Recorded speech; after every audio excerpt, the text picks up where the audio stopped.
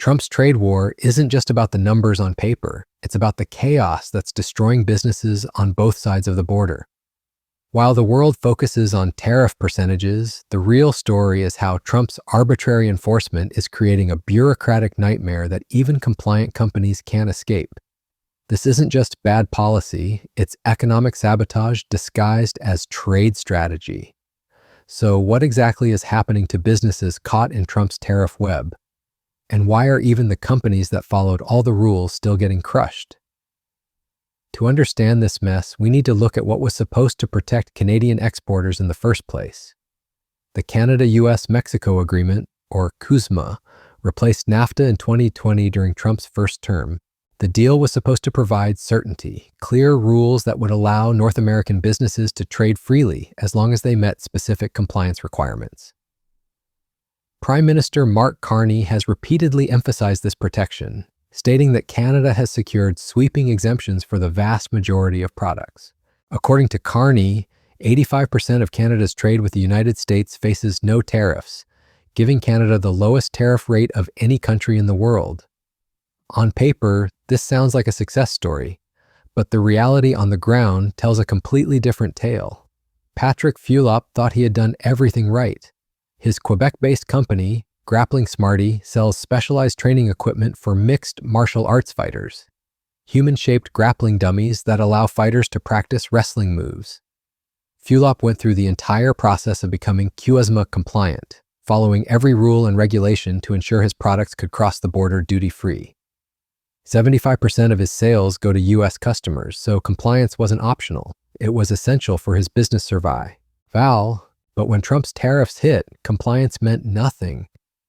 Despite following all the rules, Fulop found himself facing what can only be described as bureaucratic chaos. The tariffs weren't just applied, they were applied arbitrarily, with different calculations for identical products. Fulop shared dozens of invoices showing the wild inconsistency in how U.S. Customs and Border Protection was calculating what he owed.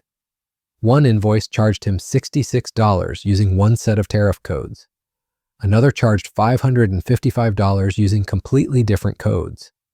Both invoices were for the exact same product worth $250.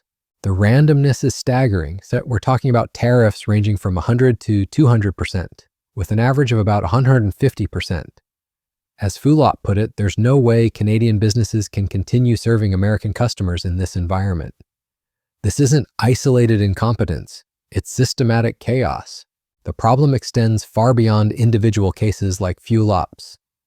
Trade expert Scott Lincecum from the Cato Institute explains that businesses, brokers, and shippers all have no idea how to process the proper rates. The system went from being relatively simple to incredibly complex almost overnight, creating what he describes as layer upon layer of bureaucracy. 7.1%. A dip follows a report from the agency that the economy contracted in the second quarter. Bank of Canada's next interest rate decision is set for September 17th. More efficient way to test oil and gas wells has been endorsed by the Alberta Energy Regulator, and it was developed at the U of C. The well testing method has been in trials and developments for 6 years, and samples are being analyzed at a lab at the university. It is a quicker alternative to conventional methods. Information from the test help better understand reservoirs for extraction of oil and gas. Old testing methods can take weeks or even months to get results. The Calgary-developed test gets results in just days. Well, brown bagging for Calgary's kids says it has seen an 80% increase in the last 5 years of children living in food-insecure households. That means the need for its program at Calgary schools is on the rise. Here's Kevin Fleming. Lunches are made fresh every... The numbers paint a stark picture of this chaos. Recent economic data shows Canada lost 66,000 jobs in August alone, far worse than the expected gain of 10,000 jobs. The unemployment rate has risen to 7.1%, the highest since 2016, excluding pandemic years. This follows reports that the Canadian economy contracted in the second quarter, with trade uncertainty being a major contributing factor. The complexity isn't accidental. It's as the inevitable result of Trump's scattershot approach to trade policy. Since Trump started imposing tariffs, companies have had to navigate various types of tariffs imposed at different rates for different countries and different products. As Lincecum notes, products might face not just reciprocal tariff rates, but Section 232 rates, country-specific rates. There are now 100 different country rates to consider. In some cases, these tariffs are meant to be stacked on top of each other, creating a mathematical nightmare for anyone trying to calculate the actual cost of doing business. The shipping companies that handle imports are ultimately responsible for ensuring the right tariff is paid. But faced with this impossible complexity, some experts say these companies are simply charging the maximum rate and letting exporters sort out whether they deserve a refund later. Trade lawyer Mark Warner has warned about exactly this scenario. He's also questioned whether every company claiming CUSMA certification actually meets the criteria, noting that logistics firms don't want to assume any risk given the criminal penalties for fraudulent compliance. This creates a vicious cycle where uncertainty breeds more uncertainty and costs keep rising for everyone involved. The bureaucratic maze has real consequences. Even companies that are genuinely CUSMA compliant find themselves paying tariffs they shouldn't owe, then spending time and money trying to get refunds. The process is so confusing that even the bureaucrats implementing it seem lost. This isn't how trade policy is supposed to work. Effective trade agreements create predictability and reduce friction in commercial relationships. Trump's approach does the opposite. It weaponizes uncertainty to extract political concessions. The CUSMA exemption was supposed to be Trump's acknowledgement that the trade deal he negotiated during his first term actually worked. But the implementation has been so chaotic that the exemption is meaningless in practice. Companies like Fuel Ops are forced to double their prices to cover potential tariff costs, making them less competitive in the very market they're supposed to have preferential access to. This is economic warfare disguised as trade policy. The impact goes beyond individual businesses. When compliance becomes impossible to navigate, it undermines the entire foundation of rules-based trade. Companies start making decisions based on fear and uncertainty rather than economic fundamentals.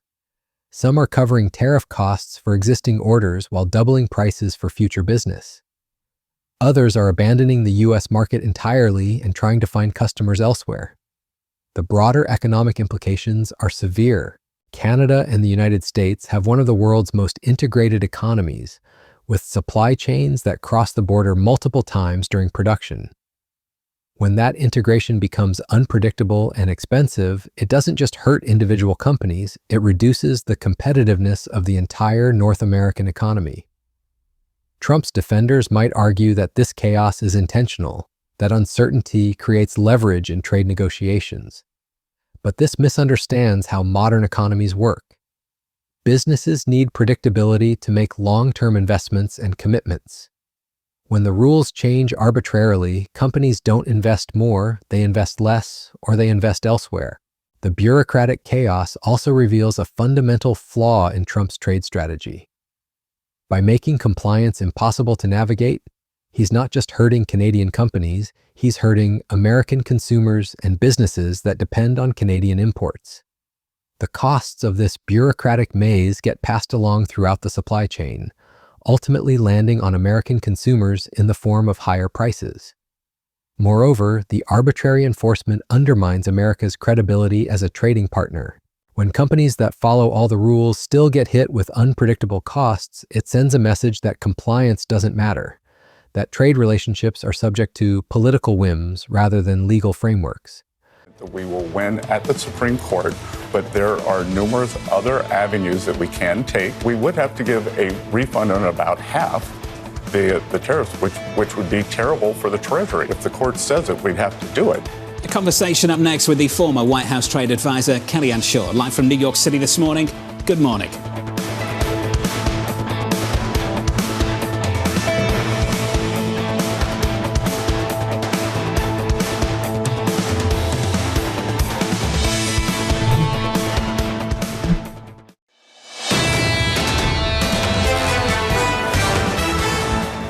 Main event this week, a read on US inflation. It starts with PPI on Wednesday, and then we get CPI on Thursday. A read on the consumer again going into the weekend. Consumer confidence and inflation expectations in focus ahead of next week's big Fed decision.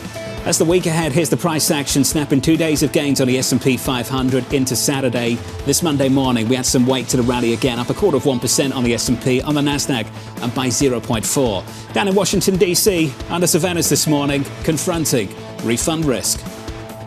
I am confident that we will win at the Supreme Court, but there are numerous other avenues that we can take. They diminish President Trump's negotiating position. We would have to give a refund on about half the tariffs, which would be terrible. The financial implications are staggering. Treasury Secretary Scott Bessent has warned that the U.S. would have to refund nearly half the country's tariff income if the Supreme Court rules against the president's agenda. The administration is seeking an expedited ruling after an appeals court said the levies are illegal. This could mean tens of billions of dollars in refunds, with estimates suggesting 71% of anticipated tariff revenue could vanish if the Supreme Court upholds the decision. The tariffs have generated over $184 billion in revenue this year alone, meaning the potential refunds could cripple federal budget projections. This damages America's long-term economic interests by making other countries less willing to integrate their economies with the United States. The chaos also highlights the disconnect between political rhetoric and economic reality. While Trump talks about making great deals, his administration is creating an environment where no deal feels secure. Companies that invested time and money in CUSMA compliance are discovering that their investments were worthless. This doesn't encourage more trade, it encourages businesses to look for more reliable partners. The situation is particularly frustrating because CUSMA was supposed to solve these problems. The agreement contains detailed rules of origin requirements designed to ensure that goods qualifying for preferential treatment actually have substantial North American content. For most products, 60 to 75% of the content must come from within North America to qualify for tariff-free treatment. These rules are complex but clear. They provide a framework that businesses can follow if they want to access the North American market. But Trump's arbitrary enforcement makes even clear rules meaningless. When identical products receive different tariff treatments based on bureaucratic confusion rather than actual compliance, the entire system breaks down. Companies can't make rational business decisions when the rules change without notice or explanation. The human cost of this chaos is real. Small business owners like Patrick Fulop have built their companies around serving American customers, following American rules, and contributing to the integrated North American economy that both countries have spent decades building. When that system becomes unpredictable and punitive, it doesn't just hurt profits, it destroys livelihoods and undermines communities on both sides of the border. The broader lesson here is that trade policy isn't just about tariff rates. It's about creating predictable frameworks that allow businesses to operate efficiently across borders. Trump's approach does the opposite, creating uncertainty and friction that makes everyone poorer. This isn't strategic, it's destructive. As this trade chaos continues, Canadian businesses are being forced to make difficult choices. Some are absorbing the costs and hoping for eventual resolution. Others are raising prices and losing customers. Still others are abandoning the American market entirely, taking their investments and jobs elsewhere. None of these outcomes serve American interests. The bureaucratic nightmare created by Trump's tariff policy isn't just bad for Canadian businesses, it's bad for American consumers, bad for North American competitiveness, and bad for the rules-based trading system that has created prosperity on both sides of the border. When even compliant companies can't navigate the system, you don't have trade policy, you have economic chaos. And chaos, as any economist will tell you, is the enemy of prosperity.